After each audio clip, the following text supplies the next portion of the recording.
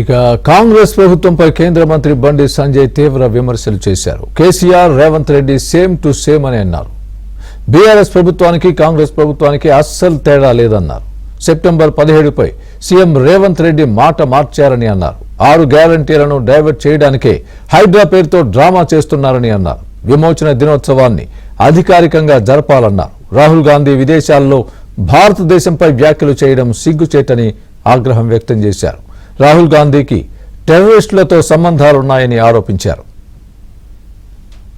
ఈ నెల 17వ తారీఖు నాడు తెలంగాణ విమోచన దినోత్సవం.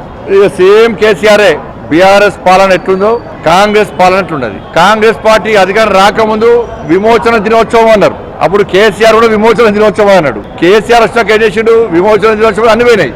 ఇప్పుడు కాంగ్రెస్ పార్టీ అధికారంలోకి వచ్చింది. కాంగ్రెస్ పార్టీ అధికారంలోకి వచ్చాక మళ్ళీ ఏమంటున్నారు? ప్రజాపాలన దినోత్సవం అట.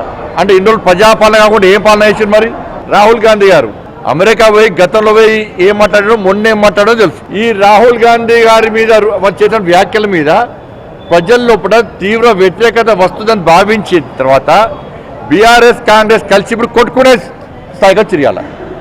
ఈ కొట్టుకోవడం ఎందుకు అంటే రాహుల్ గాంధీ చేసిన వ్యాఖ్యలను దృష్టి మళ్లించడానికి. మాకు ప్రత్యేక దేశం కావాలని చెప్పి ఈ దేశంలో విధ్వంసం సృష్టించినటువంటి దేశద్రోహ టెర్రరిస్టు సంస్థలన్నీ కూడా రాహుల్ గాంధీని సమర్థిస్తున్నాయి. టెర్రరిస్టులతో రాహుల్ గాంధీ సంబంధాలు ఉన్నాయా లేవా?